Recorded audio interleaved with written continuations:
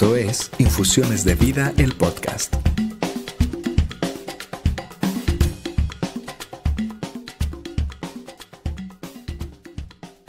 Hola, hola, una vez más estamos aquí en La Hora del Té con David Robb y hoy tenemos también el invitado Santiago Espinosa Isaac, licenciado en Psicología Clínica y de la Salud. Como ya vieron, esta es la segunda vez y la primera vez hablamos mucho de la psicología, de salud mental, de la importancia y se mencionó sobre la energía en cuestiones de que el arte y la psicología tienen bastante relevancia o similitudes, ¿no? Te platicaba que yo conozco a muchísimos artistas que no que se dedicaron, que estudiaron psicología o que tuvieron este interés por estudiar como primera carrera psicología. Entonces, ¿tú ves algo de esto, de similitud en el arte? O sea, ¿tú por qué crees que el arte nos atraiga tanto en la psicología? Bueno, yo siento que tiene un poco que ver con el hecho de que la psicología es una ciencia, sí es una ciencia y muchos de los procedimientos se basan en el método científico, pero también como que tiene mucho de lo humano, de lo espiritual, ¿no? Por eso también muchas veces se le considera más como una ciencia, social y es algo que, más que cualquier otra ciencia, tiene muchísima aplicación como en el mundo del arte. Yo, por ejemplo, en la vez pasada también comentaba que yo soy maestro. Claro. Yo doy clases a alumnos de tercero de preparatoria, un módulo de psicología. Y uno de los proyectos que a mí me gusta mucho ponerles es un análisis de personaje. ¿En serio? Les hago que hagan un análisis de personaje, les digo, ustedes elijan una película, un libro o una serie, no, lo que ellos gusten. Yo quiero ver sus trabajos. Hacen trabajos preciosos, la verdad me gusta mucho, estoy muy orgulloso del trabajo que hacen mis alumnos. Pero hacen precisamente un análisis de personaje desde el punto de vista psicológico. Y siento yo que eso es, por ejemplo, un gran área en el cual pueden converger el arte y la psicología. Además de muchas otras aplicaciones que puede tener, por ejemplo, yo sé que tú eres actor, yo no actúo, pero yo canto. Entonces, ¿qué nos canta? No te creas. He notado, por ejemplo, que obviamente el estado mental de una persona que una persona tiene cuando va a hacer su arte, pues puede influenciar enormemente, ¿no? Tanto cuando se para uno de escenario o incluso si está nada más en lo privado cantando una canción de desamor, por ejemplo. ¿Pero influenciar en qué? O sea, influenciar psicológicamente. O sea, el hecho de que yo haga arte, por ejemplo, por poner algo, que yo me suba al escenario, ¿ya influye en mi psicología? O sea, en un cuestionamiento psicológico. Pues claro, porque te estás tú exponiendo a un estímulo que no puede pasar desapercibido. Un público, pues es un estímulo que es muy amenazante para muchas personas y los estímulos nos afectan, o sea, tanto psicológica como fisiológicamente incluso. Entonces yo creo que tal vez de ahí nace un poco como la fascinación que pueden tener muchas personas que se dedican al arte con respecto a la psicología y por supuesto que viceversa, ¿no? Yo estudié psicología, pero a mí me encanta la cinematografía, ¿no? Y soy fanático de ver películas, de ver series, leer libros, tengo muchos colegas que al mismo tiempo lo son, artes plásticas también, claro, la pintura, ese tipo de cosas, que luego, o sea, sí, podemos hablar mucho también de cómo luego se han implementado este tipo de estrategias a modelos terapéuticos, ¿no? Como el arte, la danza. Sí, la danza, el teatro. Yo recuerdo que, bueno, yo tengo una amiga, le mando un saludote, no voy a decir quién es porque no sé siquiera que lo diga, pero ya tengo años sin verla, pero se me hizo muy interesante porque fue la primera que me dijo que ella era maestra de arteterapia y que daba teatro como terapia. Se me hizo una cosa que yo al principio era reunente, porque fue, pero ¿por qué el teatro es terapéutico? Porque hay una cuestión que es, vamos a hacer personajes, vamos a hacer historias tanto delicadas, fantasiosas, etc. Y debemos de saber separar lo personal con lo profesional. Saber separar el yo versus el personaje, ¿no? Y no nos tenemos que mezclar. Y entonces hay una cuestión de, no es terapéutico, pero obviamente por consecuencia sí es terapéutico. Como lo dijiste ahorita, nunca lo había pensado de que, claro, afrontar a un público es una gran hazaña. Sí. O sea, realmente me recordaste la primera vez que fue un gigante egoísta, como ya todos lo sabrán si me ha seguido ahí en el canal. Que yo estaba temblando, estaba sudando, que se me cortaba la voz, pero en el momento que dieron tercera llamada, nada de eso estaba. Literal fue como si se fuera. Di mi primera palabra y hubo una... Yo en ese entonces le hubiera dicho una transformación, me convertí en el personaje, pero no, era yo. Pero superé.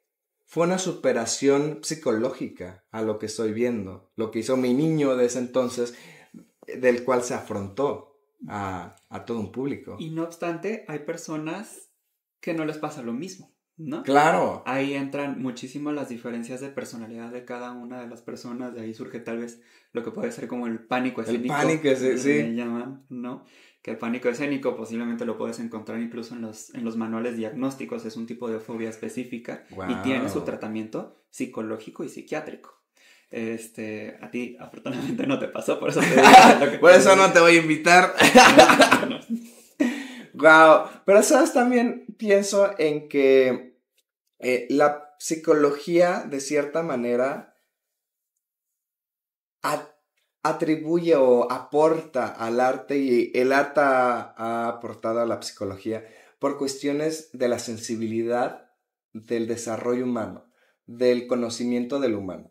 O sea, al final de cuentas, en teatro, en actuación, específicamente actuación, dejémonos de teatro o cine, actuación es un descubrimiento de tus emociones, de tu psique, es una concientización de lo que eres en el momento, en el presente, de desbloquear, ¿no? Que supongo también esto me suena mucho a las terapias Gestalt, que también es una cuestión de abrir, de desbloquear la emoción, etc., ¿no? Entonces yo digo, claro que hay muchas similitudes, que incluso en danza es mucho la conciencia física.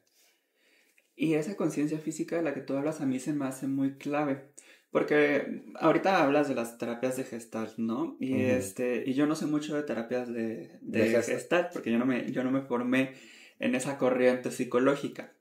Pero sé que incluso desde Gestalt ya se hablaba de algunas conductas que pueden ser similares a lo que ya más modernamente se le conoce como mindfulness. Entonces, hablamos de mindfulness. Mindfulness es como el boom, uno de los grandes booms de la psicología hoy en día. Se apoya mucho a las terapias de segunda y de tercera generación. Y tiene muchísima evidencia. Tú te metes a cualquier revista científica, pones mindfulness para X, Y, Z, depresión, ansiedad, bipolaridad, esquizofrenia, incluso, o sea, cualquier cosa, y te van a salir muchísimos papers, muchísima investigación. Y normalmente tenemos la idea de que mindfulness es como muy meditativo, ¿no? Como si fuera lo único, ¿no? Respirar, como si fuera esa la única forma de hacer mindfulness. Respirar, ¿no? Controlar nuestro ritmo de respiración. Pero realmente tú te metes a qué es mindfulness en realidad, y mindfulness más o menos se traduciría en español como algo como conciencia plena. Y se puede tener conciencia plena haciendo 1000 actividades, como bailando. Claro. Entonces puede haber una meditación que sea avanzada, o sea, que sea bailada. Porque mientras estás bailando, si tú mientras estás bailando te concentras en lo que dicen muchas personas, que tal vez está como muy choteado, pero muchas personas lo ponen así, en el aquí, en el ahora. ¡Ay, sí! Hay un chingo de maestros que lo han dicho. A mí me encanta esa frase. Pues me encanta decirlo así, aquí, en el ahora. Porque aparte me trae a eso, ¿no? Eso es mindfulness. Entonces, yo hago mindfulness, por ejemplo, cuando manejo. Yo cuando estoy conduciendo, no importa nada más. O sea, yo estoy en el volante lo único que tengo enfrente de mí pues es la carretera y los otros carros. Ajá. Y nada más importa durante ese momento. Y eso es meditación y eso es mindfulness. Y eso, te digo, que es de lo que más tiene evidencia. ¿Y no sería nada más concentración? Digo, y esto me remota a las maestras de ¡concéntrate!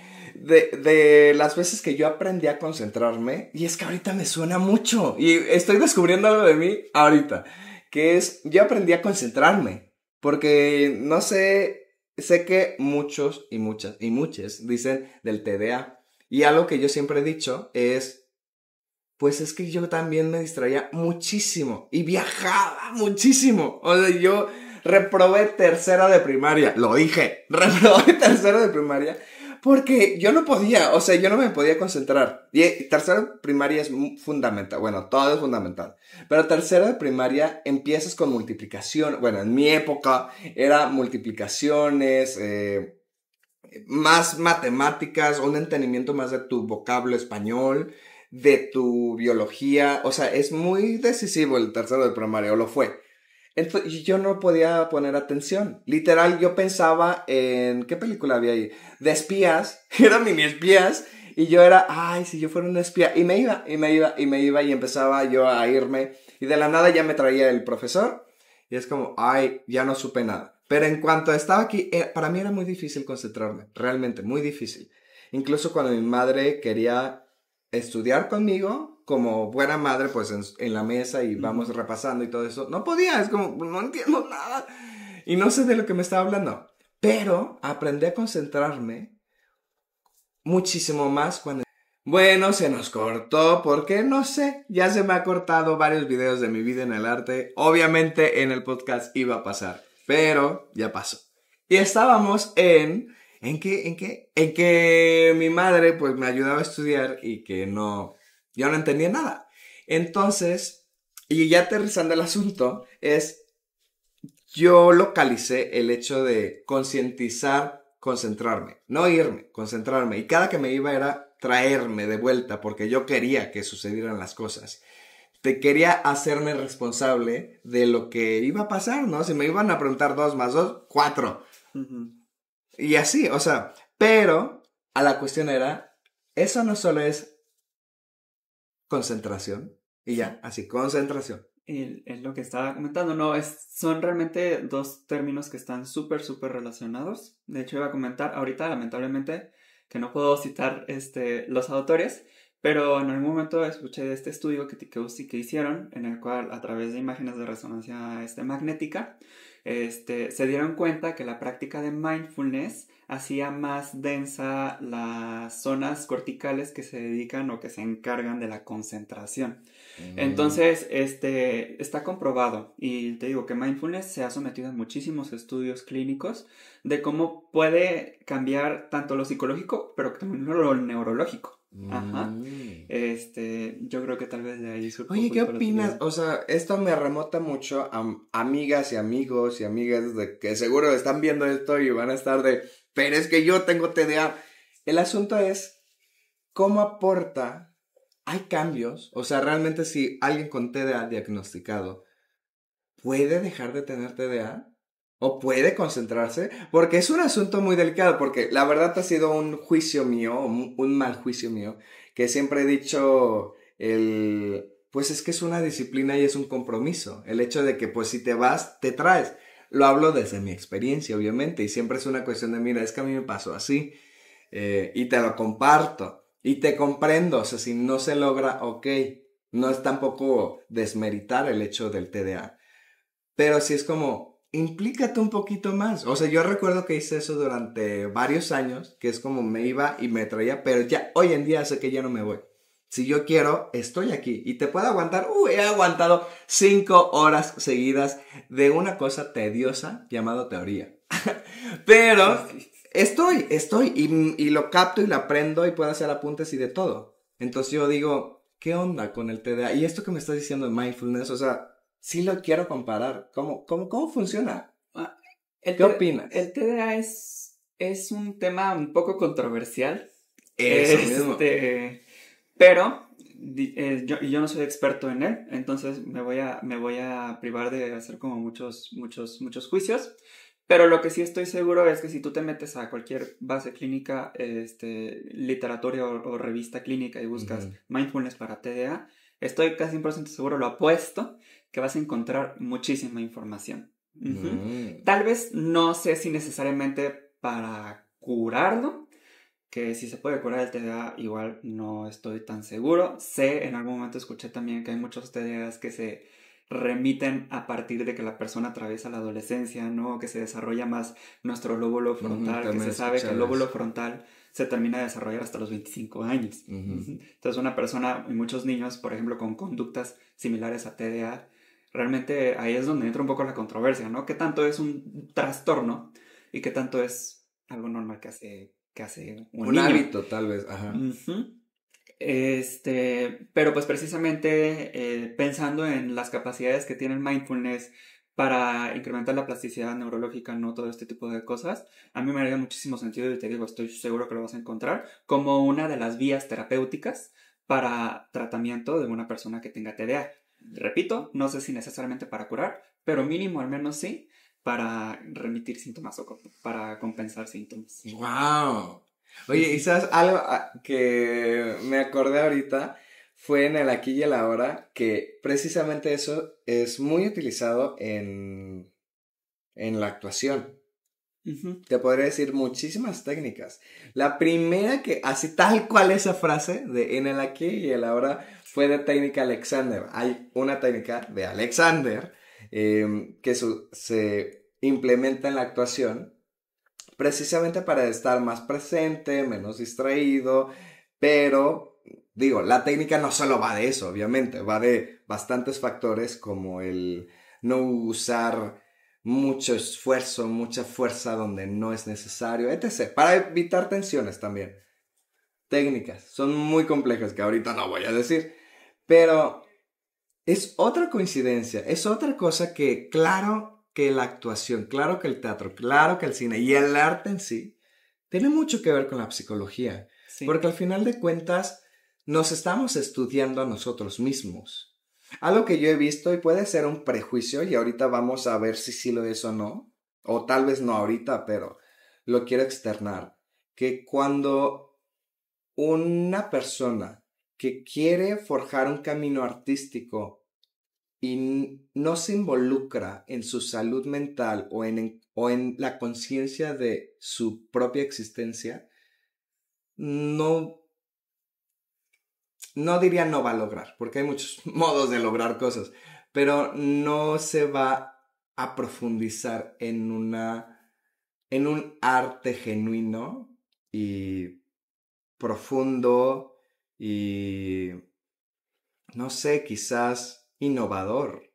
Esto me suena también muchos artistas. Ayer que estaba escuchando nuevos artistas de rock que yo no conocía, yo digo, es que hay tantos artistas, o sea, literal, que hacen música, me refiero de que componen, de que cantan, de que actúan, bailan, que dices, es que es arte, es genuinamente arte, te toca el alma, de esas veces que dices, wow, y no es meramente gusto, porque yo creía que no me gustaba el rock, hasta ayer, porque digo, no, es que entonces sí me gusta, y entonces me pregunto, claro, el gusto podría ser un prejuicio o un juicio, pero que al final de cuentas es cambiante, y a lo que voy y aterrizo el asunto es, estos artistas que nos hacen vibrar como personas, más allá del gusto, son precisamente personas, seres humanos, que se han centrado mucho en su desarrollo humano.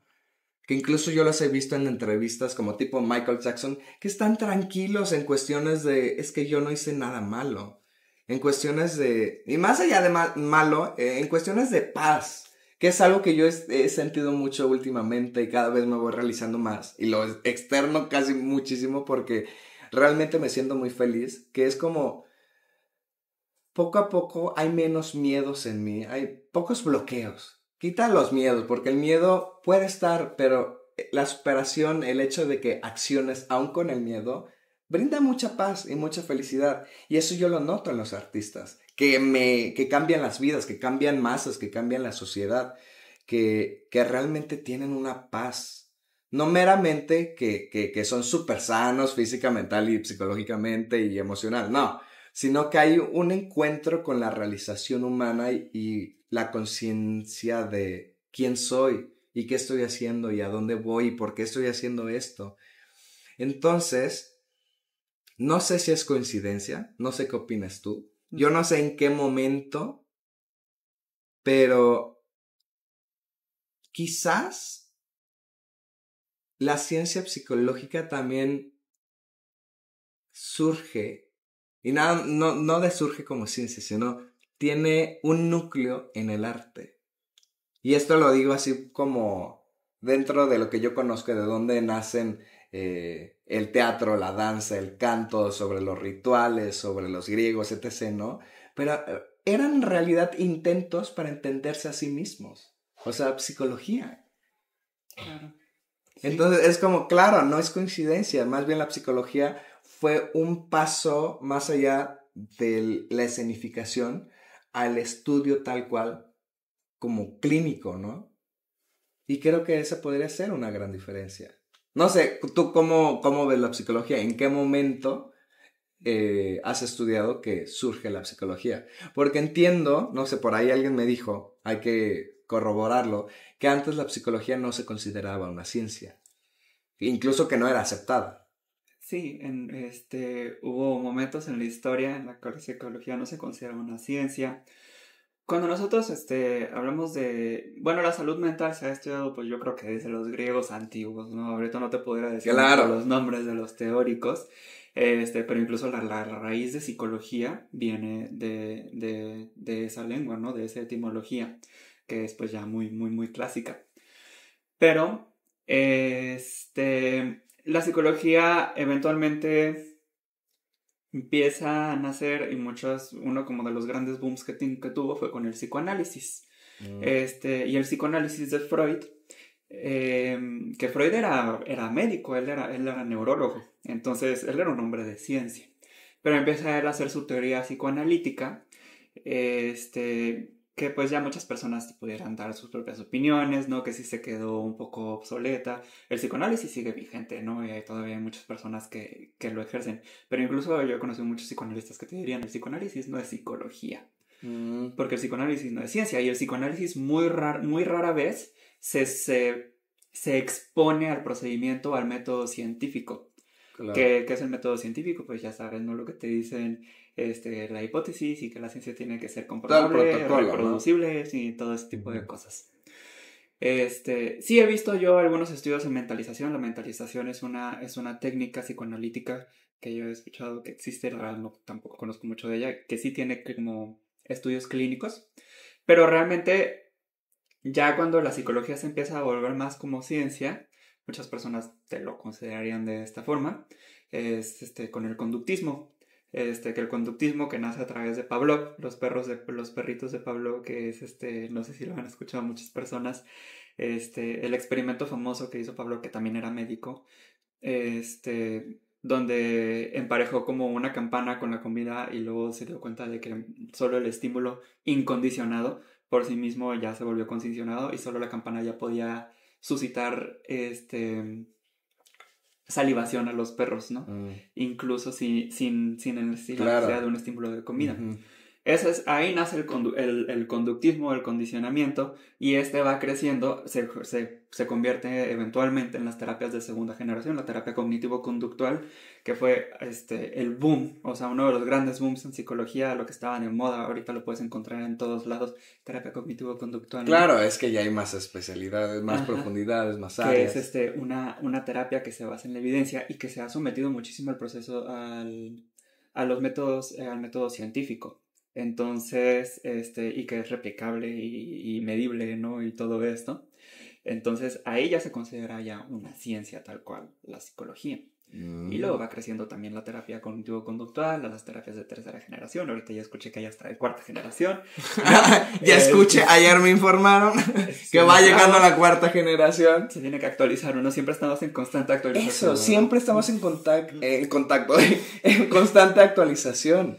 Y esto también tiene mucho que ver con tendencias nuevas, ¿no? O sea, creo que siempre va a haber una parte que rechaza cosas, y digo cosas, pero teorías nuevas, porque eso lo hemos visto siempre en la historia, incluso en el arte. O sea, siempre hay una cuestión de rechazo antes que, ya, está aprobado. Claro que sí. Todos estamos muy agradecidos con tu aporte.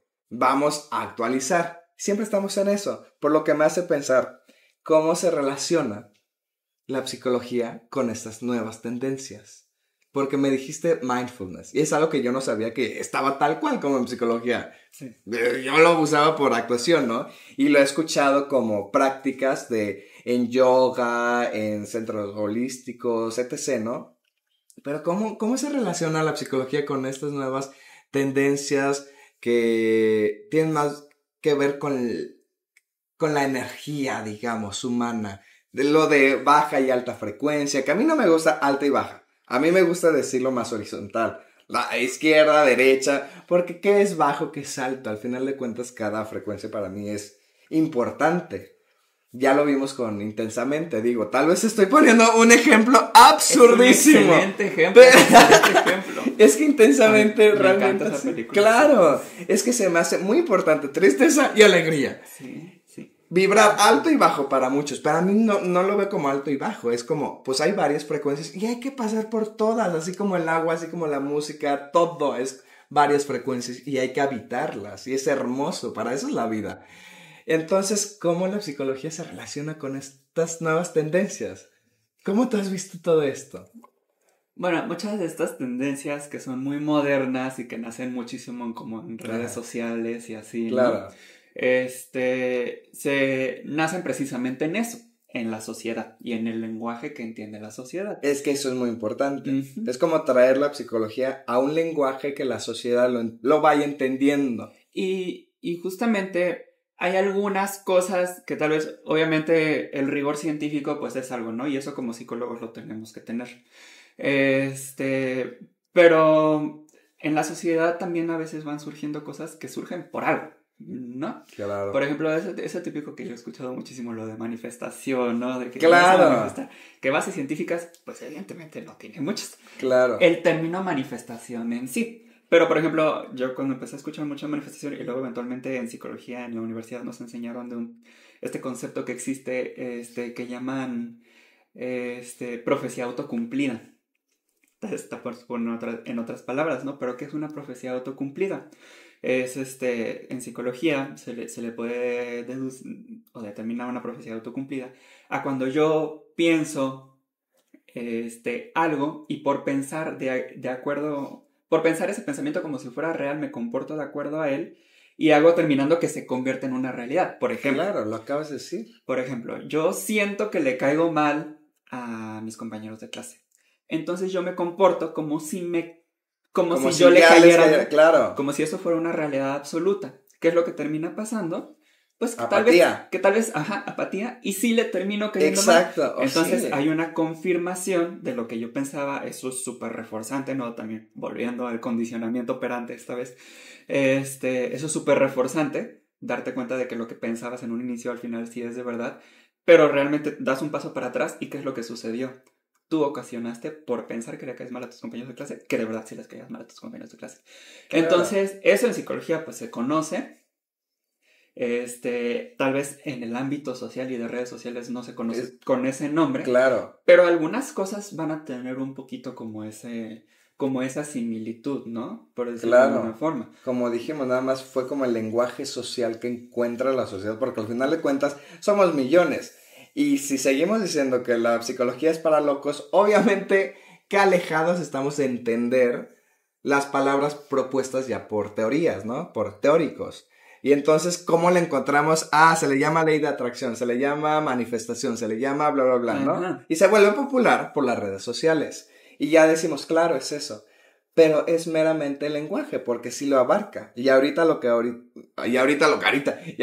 me estás diciendo es, claro que la psicología tiene su área de la manifestación, pero lo determina con otras palabras, pero es básicamente lo mismo, es el comportamiento que te encauzó a dicho resultado, que creo que siempre va a ser. O sea, si quieres un resultado, tienes que actuar para ese resultado, tienes que trabajar para ese resultado. Y eso es lo que pudiera ser como la manifestación real, no nada más el rezar, no pensar que eso ya sería una religión. Es la diferencia, yo creo. Bueno, tal vez de una separado religión. como la religión, como tal vez repetir mucho o estar pensando muchas cosas, pero realmente ¿qué estás haciendo para lograr eso? Exacto. Esa es la verdadera manifestación, y eso en psicología sí existe. También le puedes decir activación conductual, le puedes decir de muchas otras formas. Claro. ¿No?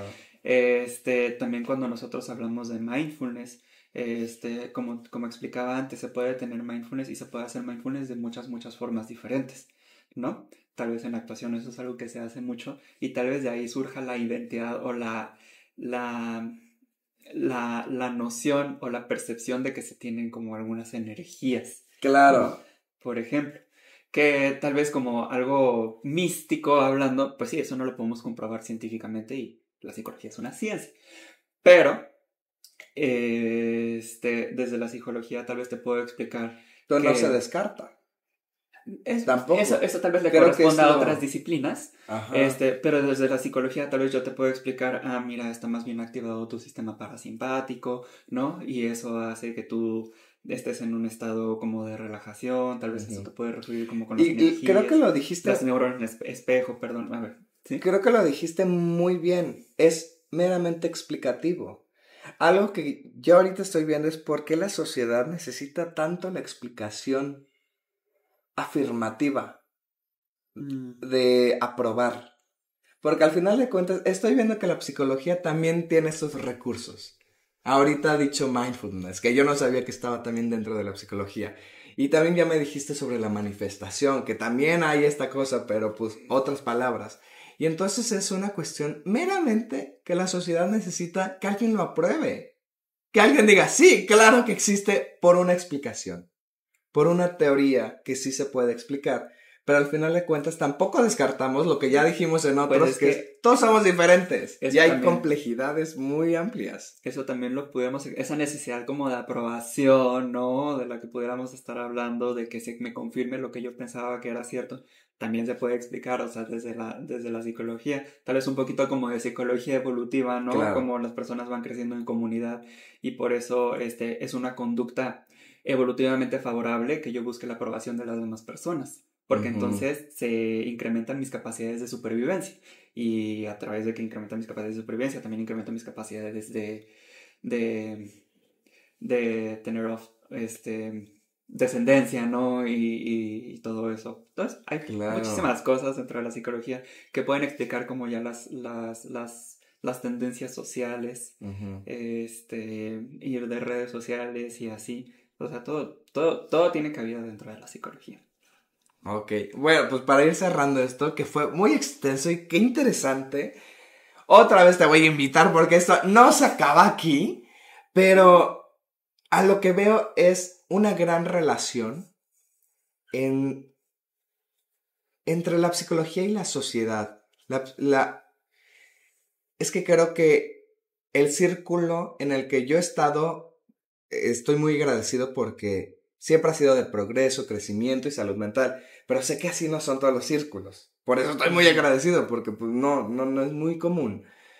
Pero lo que veo es que hay como si fuera un muro entre la psicología y las personas. Relación. O sea, de que en realidad es lo mismo. Están hablando de lo mismo. Son lo mismo, señores. O sea, fue como revelarme que en realidad la lucha social y la lucha psicológica están exactamente causadas en lo mismo. Pero por alguna razón, en algunas se pelean. Es como el hermano y la hermana que son hermanos, se quieren mucho, pero se pelean, quién sabe por qué. Y al final de cuentas van a donde mismo, se quieren, se aman y es como, ¿y por qué se pelean? O sea, al final de cuentas, ¿por qué se pelean? Porque hay una necesidad de estar, no, pero tú no. Eso es algo que que yo no me lo explico. Obviamente la psicología de seguro ya tiene una explicación, pero para eso será nuestro próximo podcast de la hora del té. Otra vez no tomaste té. Sí, tomé. Tomé una vez. La otra vez le voy a dar una taza grande y te lo vas a tomar. Bueno, esto fue la hora del té. Nos vemos en el próximo capítulo. Chao.